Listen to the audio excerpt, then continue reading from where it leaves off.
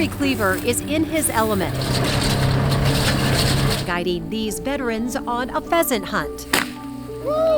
But it's been a long road. The biggest change is the ability to breathe.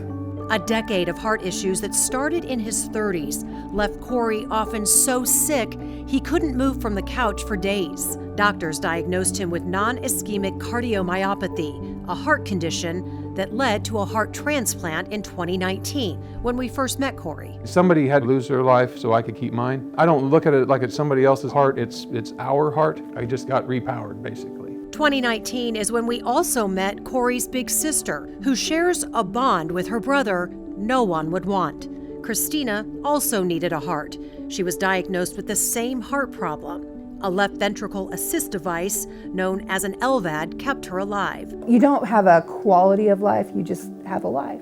It was June 2020, in the middle of the pandemic, when Christina got the call from the University of Kansas Health System's Center for Transplantation. I remember asking her, I was like, are you sure you want to do it now? It was never even a thought to me. It was just like, they have a heart, I've been on an LVAD, I'm ready to go. While Corey had a better bounce back, Christina's road to recovery was quite different. Corey got through it like a rock star though. I mean, he was done in 15 days out of the hospital. I was in the ICU 23 days on ECMO, 32 days in rehab. I mean, it was bad. Christina survived and is now thriving, back to work where she and her co-workers recently honored her donor.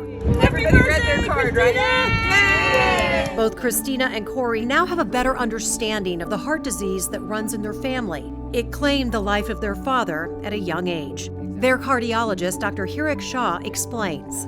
For heart disease, mostly it's what we call autosomal dominant, which means they only need one gene, either from mom or dad, to be abnormal for them to develop the disease. And so there's a 50% chance of inheriting an abnormal gene if that gene does exist. It's a great story. You have two family members that are afflicted with the same disease that end up needing the same therapies and then get them to a point where now they can live normal lives. The siblings' outlook on life now is simple.